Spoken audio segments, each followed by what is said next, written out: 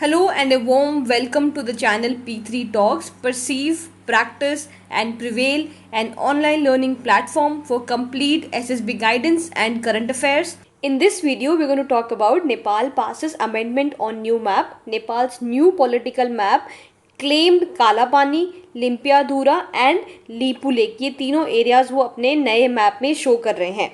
Late us सी ये पूरा issue detail में क्या है. हिंदू में एक आर्टिकल पब्लिश हुआ था, उसी के हिसाब से हम सारी चीज़ें डिस्कस करने वाले हैं. ऑन 13 जून नेपाल का जो लोअर हाउस है उन्होंने वोट किया and second constitutional amendment bill को लेके आए. लेट अस सी ये कॉन्स्टिट्यूशन अमेंडमेंट बिल क्यों लाया गया. ये इसलिए लाया गया सो दैट नेपाल का जो न्यू पॉलिटिकल मैप है जो उन्होंने कुछ टाइम पहले अप्रूव किया था उसको एक लीगल स्टेटस मिल सके. अब ये जो नया मैप है, यहाँ पे आप राइट साइड में जो पिक्चर उसमें देख सकते हैं, एक नया ट्रायंगल वाला एरिया उन्होंने अपने पुराने मैप में ऐड कर दिया है. अब as a sovereign country each country has the right to produce their own map. But यहाँ पे काफ़ी सारी प्रॉब्लम्स है. यहाँ पे प्रॉब्लम ये है कि it is in conflict with the map of India. So हमने 2019 में हमारा नया मैप लॉन्च किया था एंड उसमें हमने काला पानी वाला जो एरिया है वो इंडिया का शो किया था. So definitely it is in conflict with the map of India. Second is Nepal का जो नया मैप है वो रियलिटी से एकदम ही परे है. यहाँ पे जो एरिया उन्होंने इंक्लूड किया है ये एरिया आज की डेट में इंडिया एडमिनिस्टर करता है. यहाँ पे इंडियंस लोग रहते हैं and definitely this area belongs to India. So यहाँ पे आप मैप में देख सकते हैं, लेफ्ट साइड में है आपका ओल्ड मैप. ओल्ड मैप में ऐसा कुछ ये दिखता था. न्यू मैप में अब यहाँ पे आपको दिखेगा कि एक ट्रायंगल शेप्ड एरिया उन्होंने अपने मैप में इंक्लूड कर लिया है.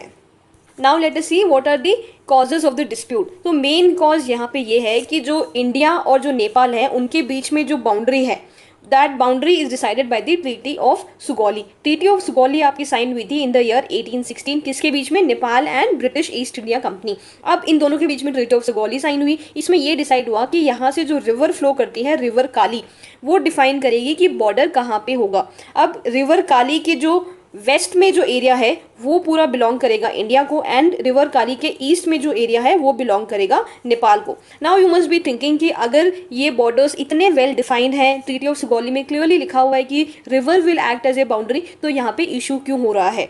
यहाँ पे समझने वाली बात यह है कि जब जब दो कंट्रीज़ के बीच में बॉर्डर जो होता है वो एक रिवर डिफाइन करती है तब तब आगे जाके कॉन्फ्लिक्ट ज़रूर आते हैं. इसके सो रीज़न नंबर 1 इज़ कि जो रिवर है वो फ्रीक्वेंटली अपना कोर्स चेंज करती है.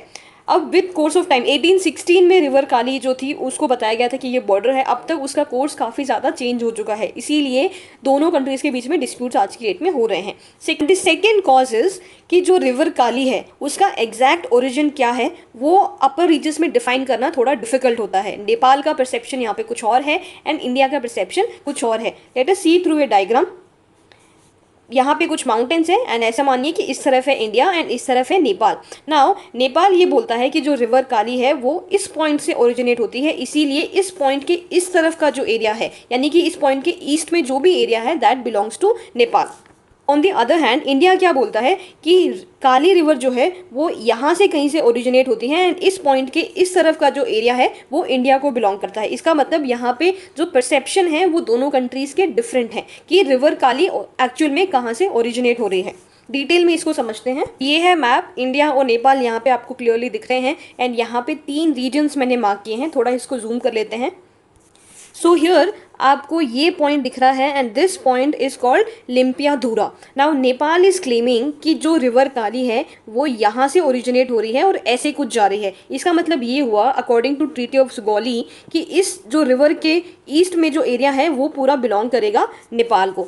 एंड यहाँ पे इंडिया क्लेम करता है कि जो लीपू लेक पास है उसके नीचे से कहीं से काली रिवर आपकी ओरिजिनेट होती है एंड ये वाला जो कोर्स है जो आज की डेट में बाउंड्री है बिटवीन इंडिया एंड नेपाल वही है actual course of Kali river and यही है ओरिजिन पॉइंट. इसके हिसाब से ये वाला जो पूरा एरिया है वो इंडिया को बिलोंग करता है. तो थोड़ा जूम इन करते हैं. सो दिस एरिया ये है आपका लिम्पियाधुरा. तो नेपाल क्या बोल रहा है, यहाँ से रिवर ओरिजिनेट हो रही है एंड यहाँ से आके वो ये वाला पाथ फॉलो कर रही है. तो जो ट्रीटी ऑफ सुगौली है उसके हिसाब से इस वाला जो एरिया, ये जो शेडेड एरिया है, ये जो आज की डेट में इंडिया अपने मैप में दिखाता है, ये एरिया अब नेपाल क्लेम कर रहा है. So the line which I have drawn it's an approximate line. ये जो शेडेड एरिया है this is the exact area जो नेपाल आज की डेट में क्लेम कर रहा है.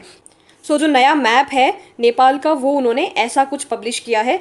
पहले ये जो ट्रायंगल वाला पार्ट है जो साइड में निकल रहा है वो पहले वो नहीं शो करते थे, अब उन्होंने वो शो किया है। यहाँ पे जो हमने शेडेड डिस्कस किया था वही एरिया उन्होंने ऐड किया है, जिसमें आपका ये क्लेम कर रहे हैं कि जो ब्लू वाली रिवर है जो ये फ्लो कर रही है यहाँ पे, ये एक्चुअल में काली रिवर है एंड लिम्पियाधुरा एक्चुअल ओरिजिन है काली रिवर का। एंड उसके हिसाब से ये जो ट्रायंगुलर पीस है ये भी अब नेपाल क्लेम कर रहा है। Similar thing is shown in the Hindu newspaper. ये बहुत ही अच्छा पिक्चर उसमें दिया गया था। ये जो रेड वाला है नेपाल की टेरिटरी है और जो नया मैप है उन्होंने ये जो टेल यहाँ पे आपको दिख रही है ब्लू में जो यहाँ पे हाईलाइट करी है, जो टेल आपको दिख रही है ये उन्होंने एक्स्ट्रा ऐड करी है अपने मैप के अंदर। इसको थोड़ा जूम इन करके उन्होंने यहाँ पे बहुत ही ब्यूटीफुली शो किया है। 3 आपको पॉइंट्स यहाँ पे दिख रहे हैं, लिम्पियाधुरा, लीपू लेक एंड काला पानी। एंड जो ब्लू में जो यहाँ पे आपको ये रिवर दिख रही है ये नेपाल बोलता है कि ये एक्चुअल में काली रिवर है, लिम्पियाधुरा से निकल रही है, इसीलिए उसके हिसाब से ये ट्रायंगल हमें बिलोंग करता है। सो ये तो हो गया नेपालीज वर्जन। एंड नीचे आप यहाँ पे इस फोटो में देख सकते हैं ये है ओरिजिनल वर्जन। ओरिजिनल वर्जन के हिसाब से ये जो ट्रायंगल पीस अब जो नेपाल क्लेम कर रहा है डेफिनेटली ये इंडिया को बिलोंग करता है। यहाँ पे इंडियन पॉपुलेशन रहती है, यहाँ पे जो एडमिनिस्ट्रेटिव कंट्रोल है वो भी इंडिया का है। अब देखते हैं अचानक से ये नेपाल ने नया मैप क्यों निकाला, इससे पहले क्या क्या डेवलपमेंट्स हुए हैं इस पर्टिकुलर चीज़ में।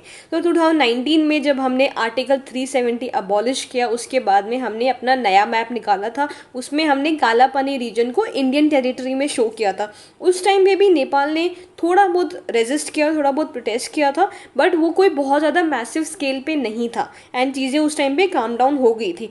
अब रिसेंटली क्या हुआ, लास्ट मंथ इंडिया का जो BRO है, बॉर्डर रोड ऑर्गेनाइजेशन, उन्होंने एक नया रोड बनाया, कैलाश मानसरोवर लिंक रोड। दारचूला से लीपू लेक पास तक उन्होंने एक रोड बनाया जो एक्चुअल में लाइन ऑफ एक्चुअल कंट्रोल है वहाँ तक कनेक्ट कर पा रही है। सो बहुत ही स्ट्रेटेजिकली इंडिया के लिए बहुत ही इंपॉर्टेंट रोड था।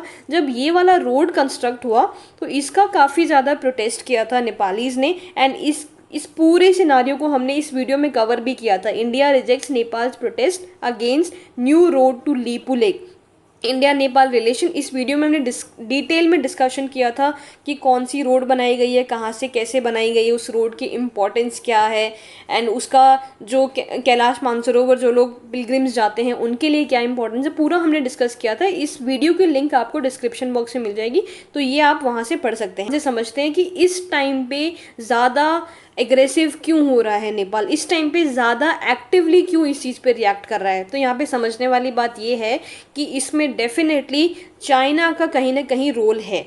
आपको पता है कुछ टाइम पहले जो नेपाल की जो गवर्नमेंट थी उनमें बहुत ज़्यादा कम्युनिस्ट जो पार्टी थी उनके बीच में बहुत सारे डिफरेंसेस आ रहे थे एंड उस टाइम पे चाइना ने काफ़ी ज़्यादा उसमें इंट्रूड किया था। उन्होंने उनकी जो डोमेस्टिक इंटरनल पॉलिटिक्स है उसमें काफ़ी ज़्यादा अच्छा रोल प्ले किया था उन्होंने एंड ओली की सरकार उन्होंने गिरने से बचा ली थी। सो आई वुड से कि लास्ट ईयर तक बहुत ज़्यादा इंटरफेरेंस नहीं था चाइना का नेपाल की गवर्नमेंट के अंदर, नेपाल की इंटरनल पॉलिसीज़ के अंदर। बट अब आई वुड से जो ओली की जो सरकार है उसमें कहीं ना कहीं चाइना का रोल बहुत ज़्यादा बढ़ चुका है and because of the political pressure from China इस टाइम पे नेपाल बहुत ही ज़्यादा एग्रेसिवली एक्ट कर रहा है। So another reason over here is कि इतना स्ट्रांगली एग्रेसिवली क्यों एक्ट कर रहा है नेपाल, उसका रीज़न ये है उनकी इंटरनल पॉलिटिक्स। हमें पता है नेपाल में कम्युनिस्ट गवर्नमेंट है एंड इंटरली काफ़ी सारे वहाँ पे डिस्प्यूट्स भी चलते रहते हैं उनके। नाउ यहाँ पे इस पार्टी को अगर दोबारा से पावर में आना है तो उन्होंने एक आई वुड से ऐसा एक मेथड यूज़ करने की कोशिश करी है कि नेपाल के जो लोग हैं उनमें नेशनलिस्ट सेंटिमेंट जगाएंगे एंड उन्हें हम शो करेंगे कि देखिए हमने ये जो पर्टिकुलर काला पानी रीजन जो एरिया है ये हम इतने सालों से क्लेम कर रहे थे, हमारी गवर्नमेंट ने फाइनली इस एरिया को मैप में ऐड किया एंड इस पर्टिकुलर मैप को हमारी गवर्नमेंट ने एक लीगल स्टेटस दिया है, एक स्ट्रॉन्ग हमने स्टैंड लिया है नेपाल के लिए। डेफिनेटली ये उनका एक एम यहाँ पे है कि ओली की जो गवर्नमेंट है वो दोबारा पावर में आनी चाहती है एंड नेक्स्ट इलेक्शन जब भी होंगे उनके लिए उसमें उनके पास बोलने के लिए एक अच्छा पॉइंट होगा कि देखिए हमने ये किया है नेपाल के लिए। So I would say internal politics का यहाँ पे एक बहुत बड़ा रोल है एंड ये सिर्फ नेपाल में नहीं हो रहा है, ये हम ओवर द टाइम काफ़ी कंट्रीज़ में हम ये चीज़ें सुन चुकी हैं, स्पेशली इन एशिया, कि नेशनल सेंटिमेंट जगा के जो रूलिंग पार्टी है वो लोगों का ट्रस्ट गेन करना चाहते हैं। अब एक क्वेश्चन यहाँ पे ये भी उठता है कि जो नया मैप बनाया है नेपाल ने, क्या वो उसको लेके यूएन के पास जा सकते हैं और उनको बोल सकते हैं कि ये हमारा नया मैप है और आप इसको अप्रूव कर दीजिए। बट आई वुड से यहाँ पे, बिकॉज ओली की जो गवर्नमेंट है उन्होंने क्या किया, पहले उन्होंने जो मैप है नया पॉलिटिकल मैप उसको उन्होंने अप्रूव कर दिया, उन्होंने उसको लीगल स्टेटस दे दिया, एंड उसके बाद उन्होंने एक कमेटी बनाई, एंड इस कमेटी का काम क्या होगा कि वो प्रूफ्स लेके आएंगे, वो ऐसे कुछ सबूत लेके आएंगे जिसके हिसाब से, हिस्टोरिकल फैक्ट्स के हिसाब से, कि ये जो ट्रायंगुलर एरिया है, ये जो 3 रीजन है आपके लिम्पिया, धूरा, लेपोले, काला पानी, ये नेपाल को ही बिलोंग करते हैं। इसके एविडेंसेस कलेक्ट करेंगे, एंड हो सकता है कि ये एविडेंसेस कलेक्ट करने के बाद वो यूएन के पास जाएं। बट आई वुड से यूएन के पास जाने में नेपाल का कोई बहुत ज़्यादा फ़ायदा यहाँ पे होने नहीं वाला है, बिकॉज अगेन वहाँ पे जो P5 कंट्रीज़ हैं उनके पास वीटो है, एंड कुछ भी अगर डिसीजन लिया जाता है तो आई वुड से हम उसमें, हमें यूएस हमेशा सपोर्ट करेगा। अगर नेपाल को चाइना सपोर्ट कर रहा है तो हमें बिल्कुल यूएस सपोर्ट करेगा, एंड ये वाला जो मैटर है वो वहीं पे अटक के रह जाएगा। सिमिलरली जैसे हमारा जो पाकिस्तान के साथ जो इशू है लाइन ऑफ कंट्रोल, वो जो जैसे यूएन की वजह से वो अटका हुआ है, वैसे ये वाला जो पार्ट है वो भी अटक जाएगा। एंड आज की डेट में ये जो पूरा एरिया है जो नेपाल क्लेम कर रहा है, ये ऑब्वियसली इंडिया के कंट्रोल में है, तो वैसे ही रहने वाला है।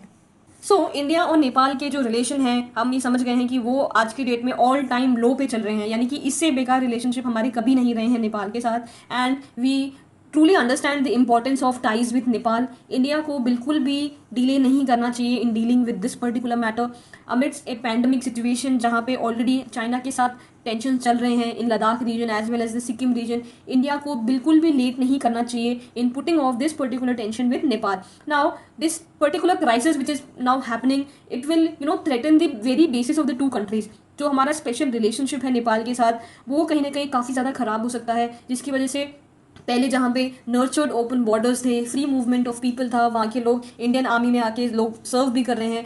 नाउ आई वुड से India and Nepal must not let there differences grow into a full blown diplomatic crisis. जितना जल्दी हो सके उतना जल्दी दोनों कंट्रीज़ को मीडिएट करके एंड आपस में बातचीत करके इस चीज़ को सॉल्व करना चाहिए। अब यहाँ पे I would say as a solution 2 चीज़ें हो सकती हैं। फर्स्ट तो या तो दोनों कंट्रीज ये अग्री कर ले कि जो काली रिवर है उसका जो पाथ है वो चेंज होता रहेगा विद टाइम, एंड जैसे जैसे आपका पाथ चेंज होगा, कोर्स चेंज होगा, थोड़े बहुत बॉर्डर्स चेंज होंगे, एंड दोनों कंट्रीज को उन्हीं बॉर्डर से अग्री करना होगा। बट आई वुड से this solution is not very much practical, क्योंकि ऐसे फ्रीक्वेंटली बॉर्डर चेंज करना बिल्कुल भी सही बात नहीं है। तो सेकंड यहाँ पे वाइबल सोल्यूशन एक ही बचता है कि दोनों कंट्रीज को मिलकर ट्रीटी ऑफ सुगौली है उसको दोबारा से एक बार देखना चाहिए। एक बाउंड्री ऐसी एक दोनों कंट्रीज ने अग्री करनी चाहिए कि इररिस्पेक्टिव ऑफ द रिवर काली का कोर्स चेंज हो ना चेंज हो, इररिस्पेक्टिव ऑफ दैट उन्होंने एक बाउंड्री फिक्स कर लेनी चाहिए, so that once for all this particular issue is solve.